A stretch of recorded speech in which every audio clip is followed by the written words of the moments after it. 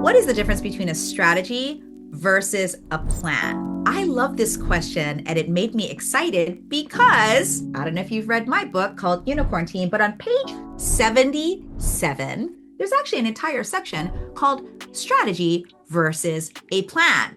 So I thought in this video, not only am I going to read it to you straight from the unicorn's mouth, I also then will give you an example of how to think about strategy versus planning, and also do it through an author's lens, the actual way that I looked at writing my book strategically versus not just planning my book. Get settled in because it is story time. If you think like a strategist, you are lending your strategic brilliance to the people on your unicorn team. And what I mean by unicorn team, for those of you who might not know what I'm talking about, it's the people that will help you get your idea, in this case, an actual book that you want to get launched, to market. All right? Is a strategy the same thing as a plan? Not exactly. In Harvard Business Review, defining what strategy means by Roger Martin, who is one of the people that I really look to. He is an author of the book Playing to Win, How Strategy Really Works. In it, he outlines the distinction between strategy and a plan. He says that a strategy is based on a hypothesis that you think will make you win, while a plan is how you intend to use the resources you've currently got. If you're thinking strategy, something you might think of is, here's how we're going to win. A plan would be saying, here's how we're going to use our resources, money, time, equipment, supplies, and people to bring that strategy to life. That's the difference between a strategy and a plan. So here's the other thing, friend.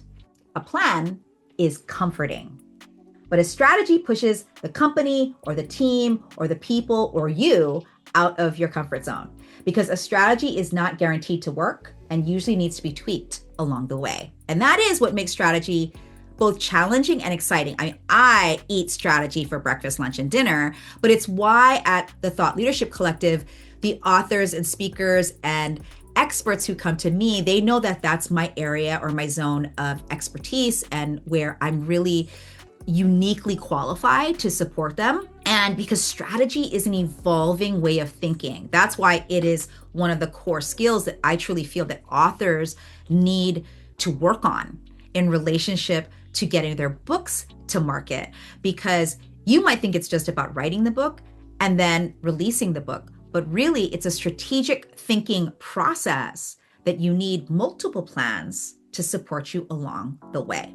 Okay, what is the takeaway here? People like me, Jen Kem, we rely on things like data, market trends, excellent instincts, and knowing where the winning games should be played. We also base our risk tolerance on knowing that nothing will be perfect, but that we can still aim for the highest win possible. This is why I say a lot, you need a strategizer on your team. And when you're watching this video, I hope that I can be the strategizer for you. That's what I want you to look at me as, that I can help you think more strategically about the way that you build your thought leadership brand, your business model, and the books that you want to bring to market. This is the kind of work we're doing inside the Thought Leadership Collective, or TLC. We're not just teaching strategy to publish a book. We're building resilient, personalized brands that actually stand the test of time.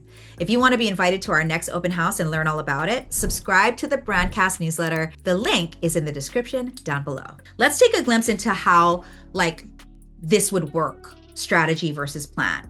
So let's look at a scenario. So let's say that you need to outsource services for your book project. So meaning you need a project manager to help you maybe manage your time to allocate for writing the book. Maybe you need a book coach, somebody who's going to help you develop the ideas and actually write the book, right?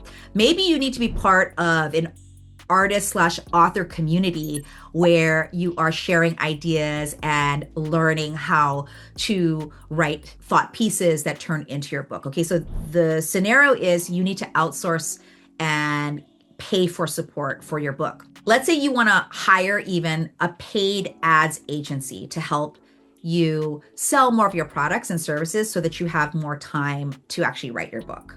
Okay, because your current team or your current resources don't have the bandwidth or expertise to do this. One of the ways that you can make sure that you have the right team that can execute a plan based on your strategy is to ask better questions and expect them of the team that you want to hire to help you.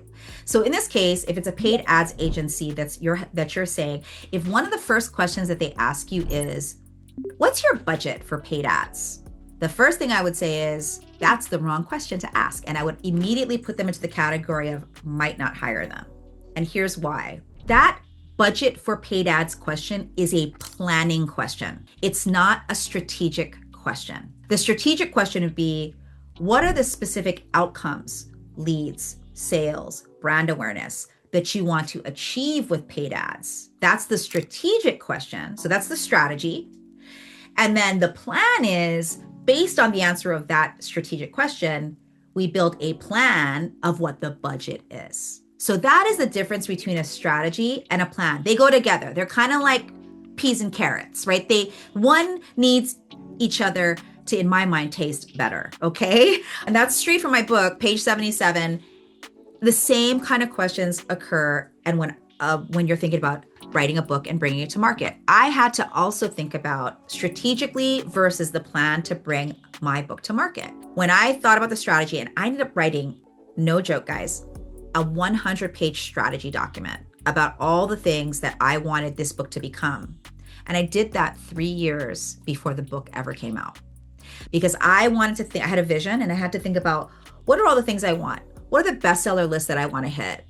How many people do I want to buy this book? Even my book idea, I was kind of thinking between 3 different books I could have written. And so what I did is I looked at each strategic decision and asked the questions about the outcomes.